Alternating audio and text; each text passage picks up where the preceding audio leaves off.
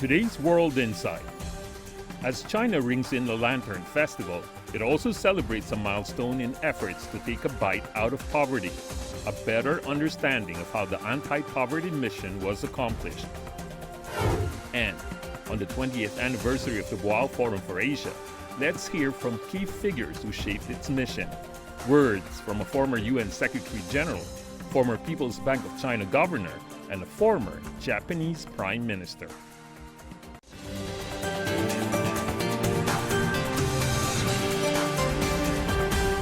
Here is our host, Tian Wei. Hello and welcome to World Insight. I'm Tian Wei in Beijing. The Chinese New Year holiday may have wrapped up, but that doesn't mean celebrations are over. Up next, the Lantern Festival, another time for family reunions in China. Also known as Yuanxiao Festival in Chinese, it's a special day when families hang lanterns outside their homes and share glutinous rice balls as a family. The festival falls on the 15th day of the first month in the Chinese lunar calendar when a full moon appears.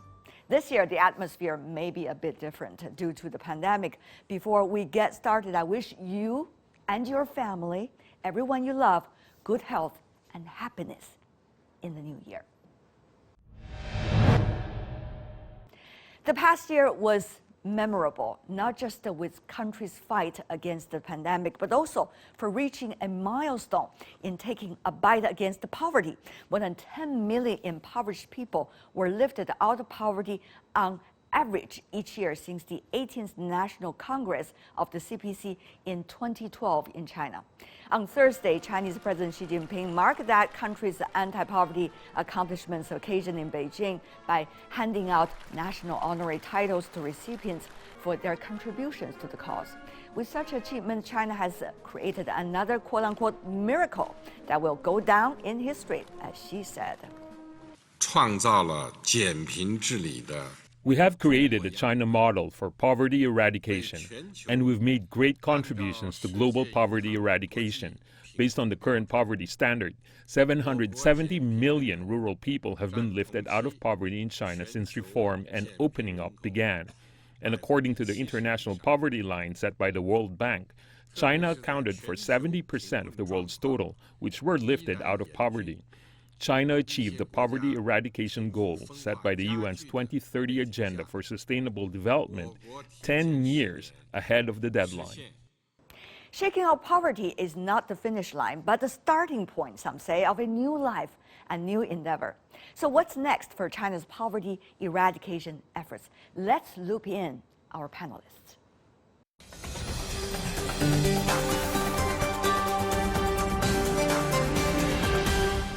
For poverty alleviation, join me in Beijing, Lu Jixia, professor of College for Humanity and Development Studies with China Agricultural University. Also in Beijing, Matteo Marchisio, country director and representative for China with International Fund for Agricultural Development, or IFAD. And Claire Pearson, International Development Director of DLA PEPR. Meanwhile, in Bangkok, Scott Hipser, who is the lecturer at the Webster University of Thailand, also on the book, Wealth Creation Approach to Reducing Global Poverty. Ladies and gentlemen, what a pleasure to see you. I know this is a very strong panel. I want to start by listening to your stories. How do you see the poverty alleviation in China? Give me your personal stories about it. I took over the responsibility for the China program in 2014, so almost 7 years ago. And since then, I travel in all areas of the country, in poor and remote villages in Qinghai, Yunnan, Hunan, Sichuan, Ningxia. And what I could see over the past 7 years, it has been an outstanding improvement in the living conditions of the rural people and the rural villages in all these places. Tell me one example. One rural road in Shanxi province that we built with resources from our organization, which basically allowed the villagers to reach to half the time from their village to the main city, allowing children to attain school with regularity and farmers to reach markets and sell their products, the local market. So infrastructure, you are saying, Mr. Marquisio, is the Infrastructure. key. Yeah, okay. To you, Ms. Pearson, what is the key? Poverty alleviation. When I arrived in Beijing, it was 2004, 2006. I remember FOCAC, 51 African presidents visiting Beijing. 2006 to 2018. I remember being WeChatted from a friend in Juba. He said, oh, I'm just running my water bottling plant in Juba, and I'm just making a WeChat transfer to Shenyang, to the water company that I'm cooperating with in China. I think the one phrase I've noticed in China, everybody goes up together. It's about multi-stakeholder management. It's about partnership. It's about Xuanying, win-win. The road to Shaokang, you're on it together. It's not a lonely road. I see. If you want to go far, go alone. If you want to go sustainably, go together. And that's what I've learned in China. So you're arguing communication is actually bringing everybody together to be partners in a way. That is the key. To you, Mr. Hipscher. Get the cash. Yeah, the cash. Mr. Hipscher, to you, what is the key? What is your story? You can approach poverty reduction as a problem as well, but the opposite of poverty reduction is creating a wealth. And so if we want to reduce poverty, that means we want to create wealth in areas that wealth does not currently exist. So a lot of it has to do with creating opportunities for people. We can look at poverty not necessarily as a lack of material possessions, but often a lack of opportunities. And most of my research has been done in Southeast Asia, but I've talked to many people that have started businesses and other things they've done when they've had the opportunity to do so and to help move themselves out of poverty. So having that opportunity, people starting businesses, being able to sell things on the street, tourism industry in Southeast Asia has been really helpful to people. Well, Professor Lu, your three foreign colleagues have all shared with us their perspectives of China's poverty alleviation process, especially their personal stories. I'm sure you have many more than theirs. Since 2001, actually, I visited a lot of places in China, around China, from north to south, from east to west. So the most impressive stories I have seen was in Henan and in Ningxia. I found a lot of people were living in the rural areas. They had no shoes to go out for every member in the families. So they, when somebody needed, they need to share the shoes. And especially in Tongxin County in Ningxia Autonomous Region, one family really struck me. People in the family were sharing the quilt. They couldn't have enough to keep them warm, and they couldn't have clean water. They couldn't have enough food to have daily in their daily life.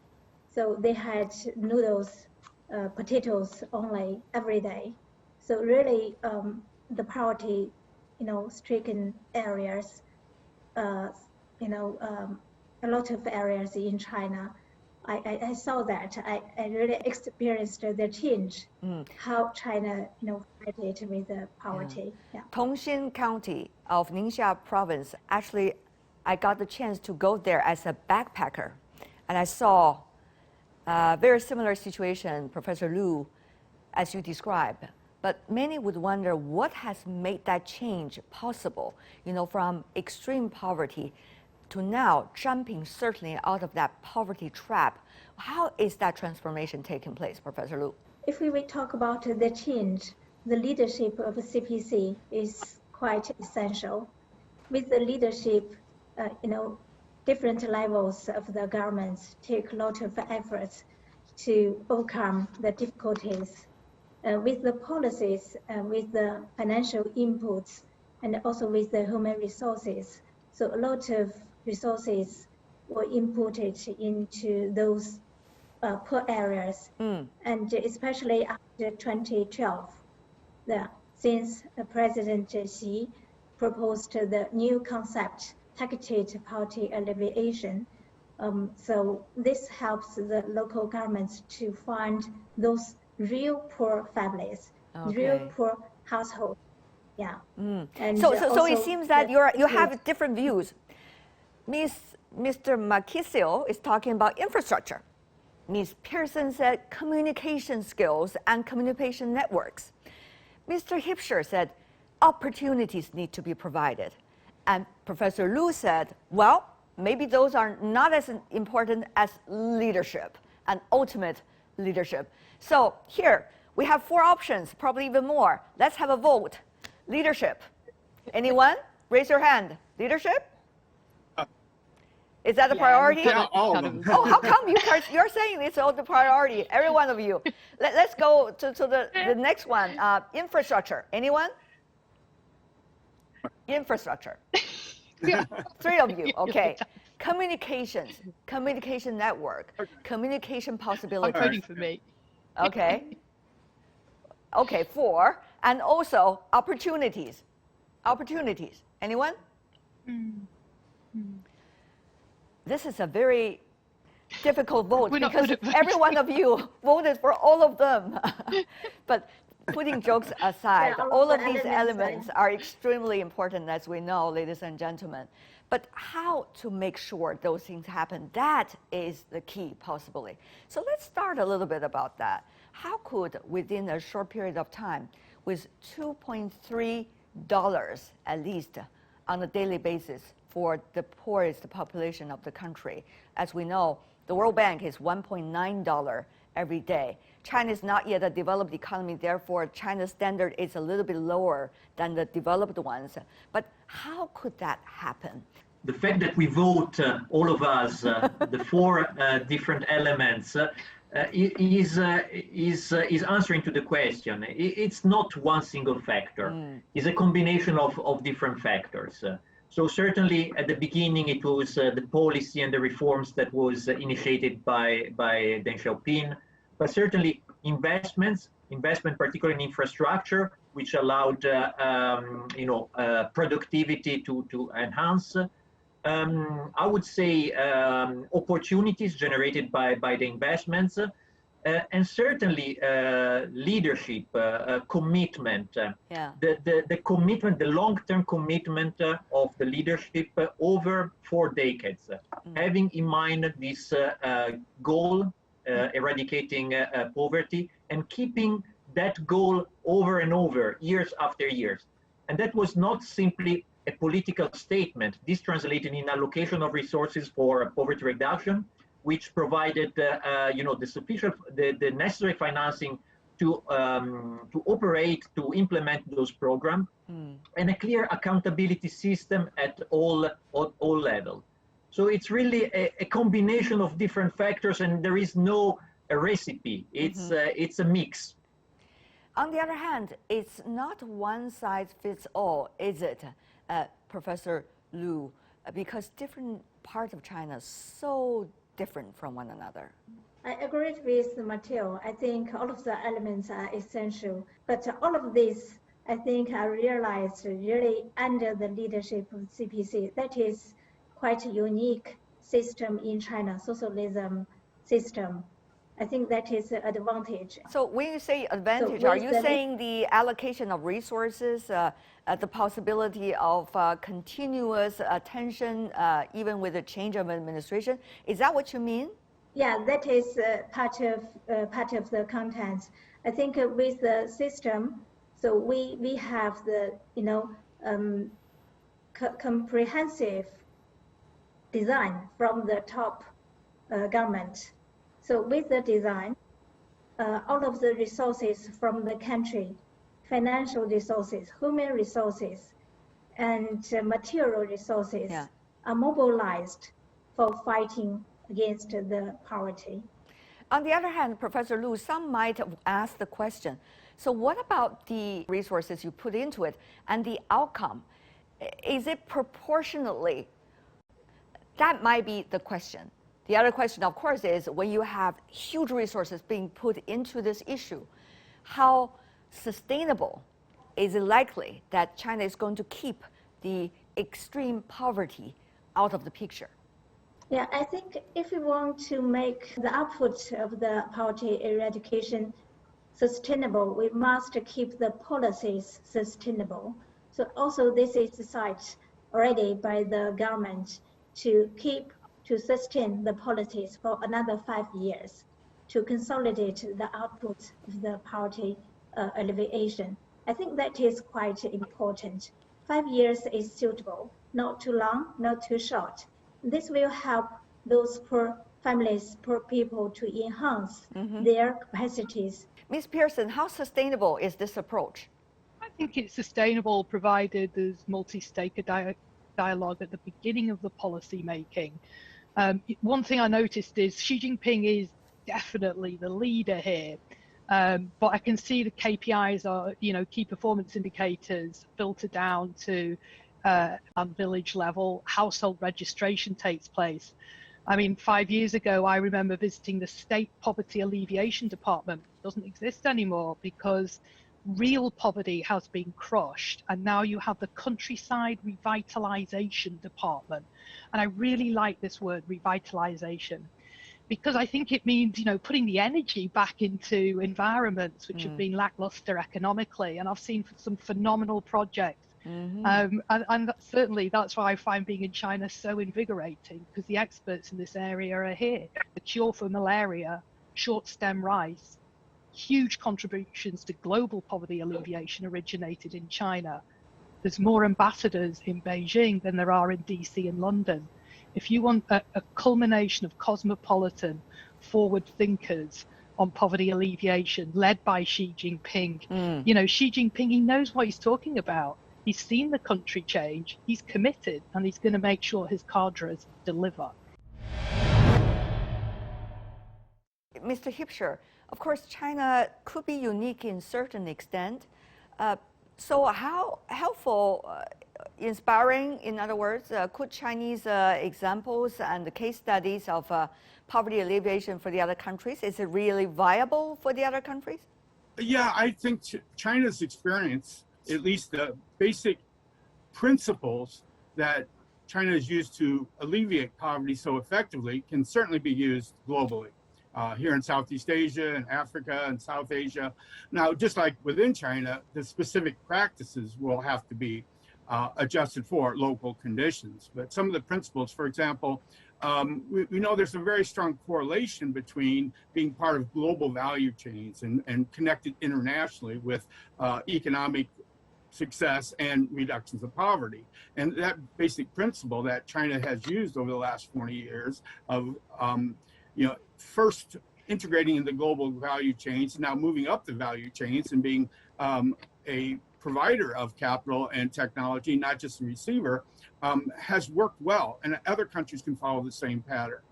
Again, adapted for their local conditions, of course. But the world has been changing, isn't it, Mr. Marchisio, with the pandemic this time particularly. So that upswing we're seeing in economies around the world almost over the past 30 years is gone, at least temporarily. So, Mr. Marchisio, tell us, frankly speaking, poverty alleviation task worldwide will be more challenging, isn't it? Definitely, yes. Those that are already vulnerable suffer more and are more at risk of falling into poverty or not getting out of poverty than the rest of the population. Professor Lu, also your take. Even though China's economy is struggling against the pandemic, so far it's one of the only economies in the world maintaining positive growth. But more difficult days still ahead. Not to mention geopolitics and supply chain disruption, things like that could happen in the future. So what is backing China in having more confidence on maintaining this level of work against the poverty, and probably even more? I think to answer this question, we must root the difficulty in the Chinese history. Since the foundation of the new China, I think we had more difficulties than now, actually. So with the COVID-19, the government really take the most strict measures to cope with this situation.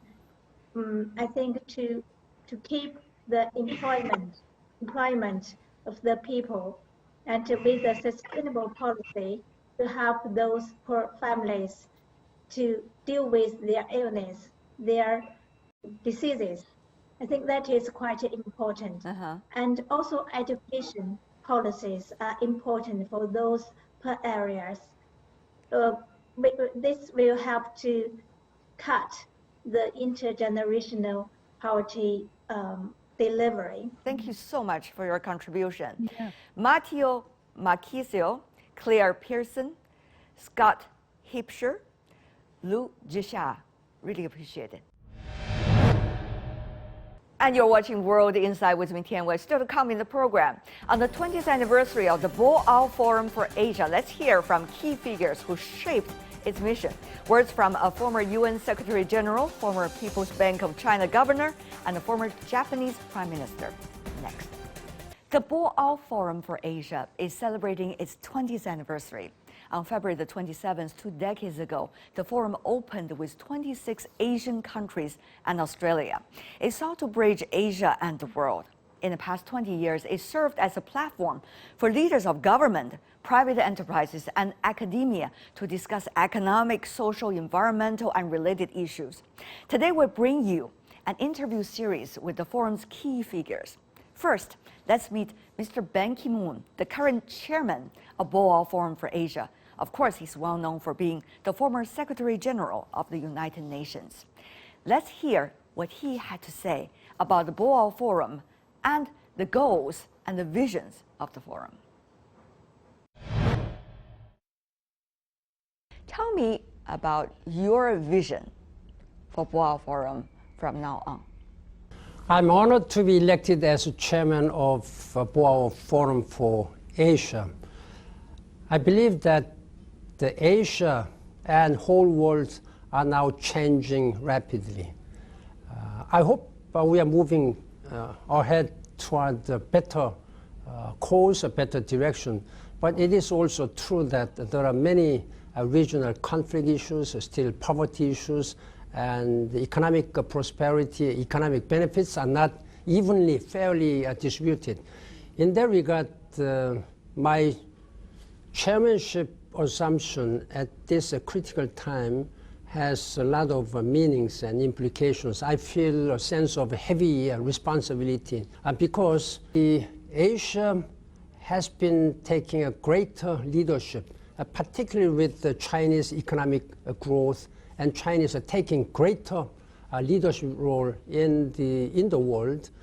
How do you, as chairman of Boao Forum, try to balance this region with the rest of the world in the agenda, in the discussion, and also in your activities? What is important at this time is that connectivity and mutual cooperation and partnership is much, much more important than domination by certain country over another, or seeking some other way of some undesirable partnerships. China has also announced a very good initiative like Belt and Road Initiative, and they have already established many years ago Asian Infrastructure Investment Bank. Those can be worked and used as two important mechanisms to realize his vision. You talked about connectivity earlier, Mr. Chairman. How is that connectivity likely to be implemented and further developed with the platforms such as Boao? China, as one of the still developing countries, but has been taking very important initiatives, reaching out to many developing countries, particularly Africa and other Southeast Asian countries. This is a very important one, to connect China with the outside world through economic and technical cooperation process. You have already been approaching to many countries. In this world, with the transformative development of technology and transformation, the communications, then this world has become effectively one small planet Earth.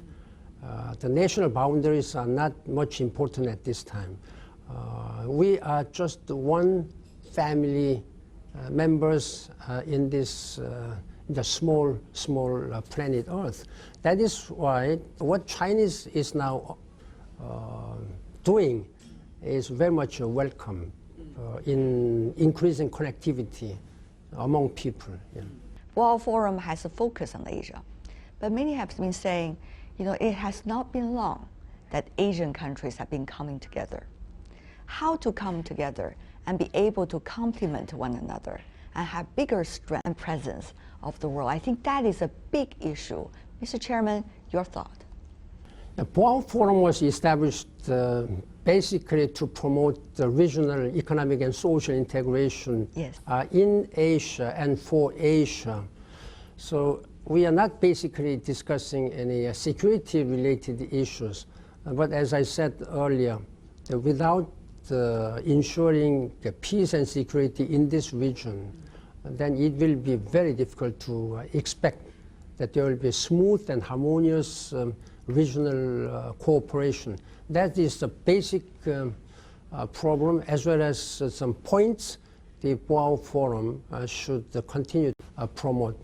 Therefore, I am much hopeful. While globally speaking, we still have so many problems, and Asia can really show example through Boao Forum. Yeah. But Asia's voice is not as strong as the other continents. For example, Europe, for example, North America, even though Asia's economic strength has really reached quite a height. So, Mr. Chairman, what about that? Many scholars have already predicted at the beginning of the 21st century that 21st century will be led by Asia. I believe that prediction, and it is now happening. Now, I think one good example is that like China. China has become second largest economies in the world. Asia itself accounts for 40% of international growth as well as economic power. Therefore, we should have, I think, a brighter future when Asia really can play a very crucially important role, raising their voices in international political and economic and social and technological and cultural areas. Mr. Ban Ki-moon, in an earlier conversation, the former UN Secretary General now serves as chairman of the Boao Forum. Next, let's meet Zhou Xiaochuan. He's the vice chairman of the Boao Forum, who's a former governor of the People's Bank of China. He said Asia's biggest economies offer vital lessons for managing the ups and downs faced by central bankers. For example, lessons from Japan's struggles in its lost decade. When a country faces an economic bubble, it's critical to fix it with the right skills. Take a listen. Many of the Asian economies have already become global ones, and the lessons and experiences from these economies are extremely important. Japan, for example, people recently have been talking a lot about what can we learn from the lessons of Japan's so-called lost decade. Of course, others say it's not just 10 years, but rather 20 years even. So, Mr. Vice Chairman, what do you think? Each economy should try to avoid the serious bubble, either real estate bubble or financial market bubble or the other kind of bubble, because nobody really knows what kind of a bubble. In 2007, the United States funded the bubble in subprime, so-called subprime crisis. Theoretically, it's very difficult to completely avoid the bubble. So another issue is, I may say second issue is, when you have a certain kind of bubble, hopefully it's not very large bubbles. That's when the bubble bursts, that's you need to learn the skills how to deal with that process. not to create too much panic, too much pains, try to avoid mistaken policy making, and to reduce those of a painful adjustment. It's a lot of skill in this regard. What are exactly some of those skills? It's mainly in terms of fiscal policy, monetary policy, and that's the regulatory changes, which can, that's to assist the macroeconomic adjustment, rather than, to introduce a big pricks into the bubble. So I think third one is fundamentally from the bubble and after the bubble burst, then you come into a process that you need to have a systematic remedy for the economic fundamental. So actually, that's you need to consider those of structural reform, and you need a time to let the corporate sector, let the financial sectors to repair their balance sheet. It's can be quite a gradual process. Yes. Such like in China, that's we had Asia financial crisis, but the financial sectors started to repair their balance sheet. Actually started, I think, early 2003. But you need to do that. You need to consider those of a structural reform, like labor market flexibility. It's happened in Europe after it's a long-term, low growth rate in 1990. You need to have pension reform, healthcare reform. There's always an issue of time, right? You see politics becoming impatient all over the world. So how will economic policies, as you beautifully illustrated these, it has to be a gradual process. I noticed that you said every point with that emphasis, vis-a-vis the impatience of politics and the so-called immediate political wills these days. Economic decision maker should have a very good communication with politicians. Try to reach a consensus.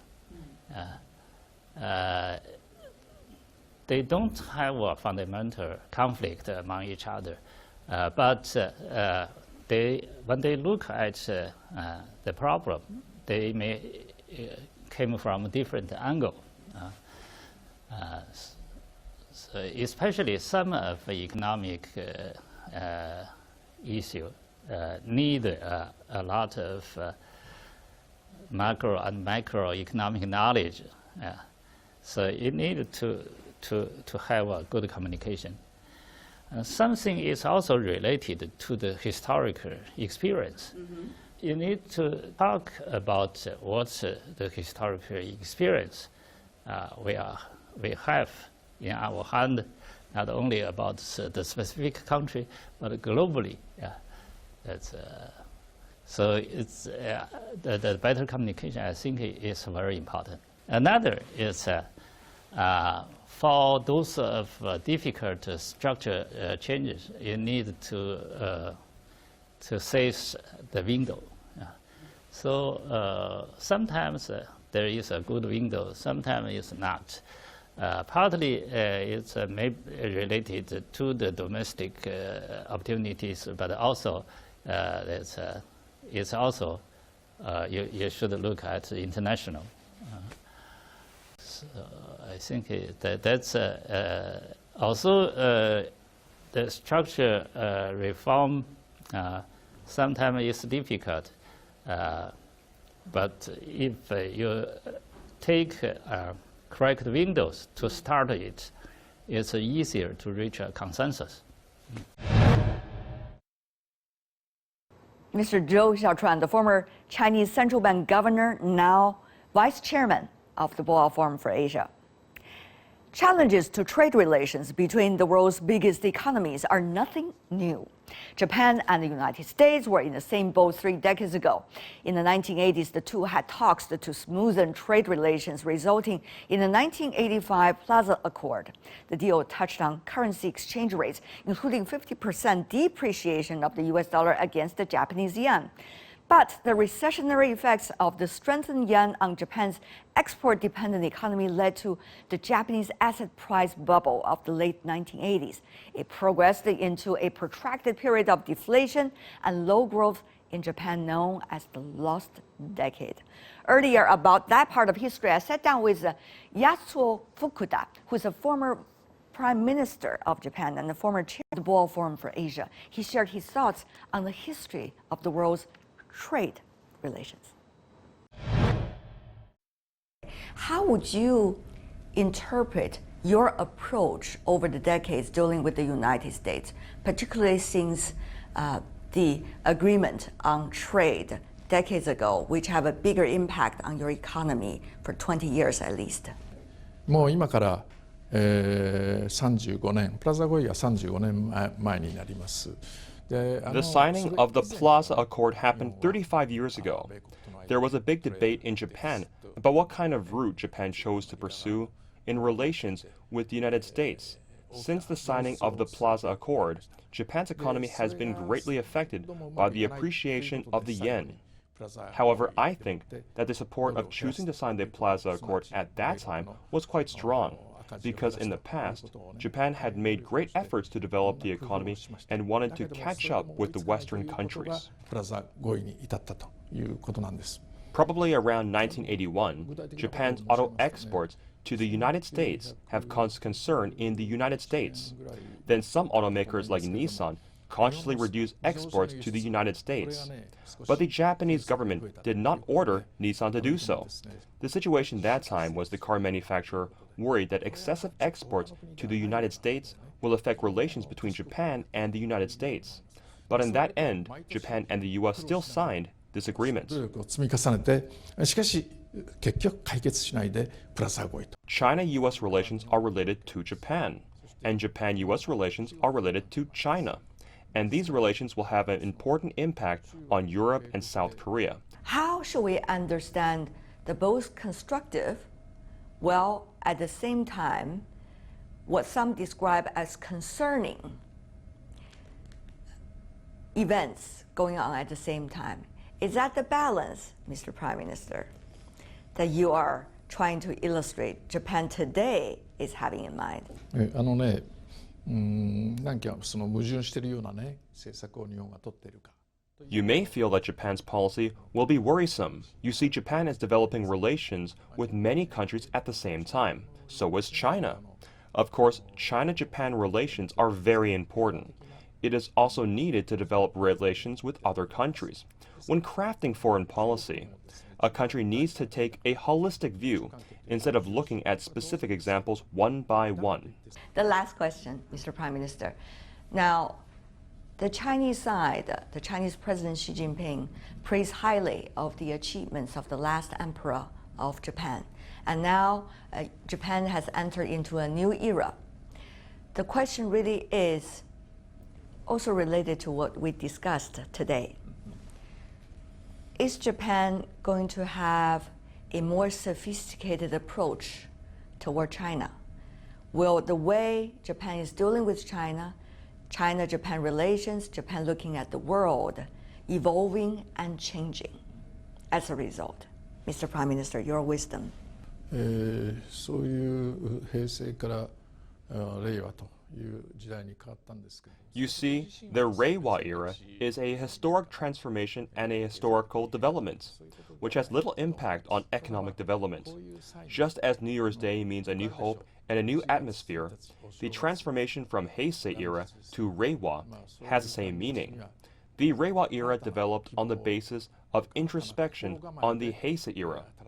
because the Showa era is an unfortunate one, a time of wars. 気持ちを引き締める、そういう意味合いがあると思いますね。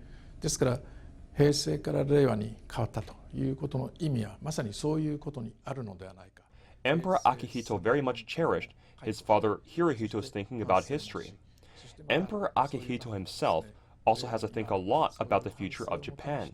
He gave the nation a new direction, that is, Japan must develop as a peaceful country, and his son Emperor Naruhito, who is the emperor now in the Reiwa era, can also understand his father. It will be reflected in his actions and behaviors. 戦争をしてしまったという悔恨の思いをずっとお持ちになってたと思います。Yasuo Fukuda, former Japanese Prime Minister and former chairman of the Boao Forum for Asia. And that's all we have for today's program. If you'd like to see more, search World Insight or check out our YouTube channel. Follow us on Twitter and Facebook. I'm Tian Wei on behalf of my team. Thanks for watching and bye for now.